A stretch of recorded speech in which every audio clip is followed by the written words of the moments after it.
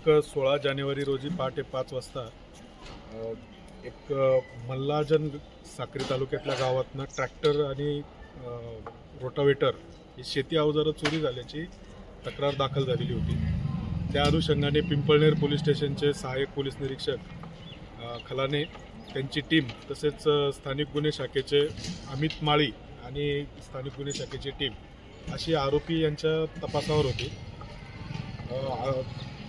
गोपनीय माहिती मिळाल्याप्रमाणे सुरेश उर्फ सूर्या रमेश गावित राहणार सावरट पोस्ट काळोदा नवापूर व त्याचा साथीदार प्रभू घोड्या गावित उची शेवडी राहणार नवापूर या दोघांना संशयावरून ताब्यात घेतले।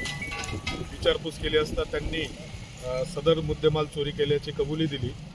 त्यांचे झडती घेतली असता त्यांच्याकडे एक पिस्टल व एक जिवंत राऊंड असे मिळून आलेले सदर गुन्हेगारांकडे अजूनही मुद्देमाल मिळण्याची शक्यता आहे। तसा समांतर तपास सुरू आहे।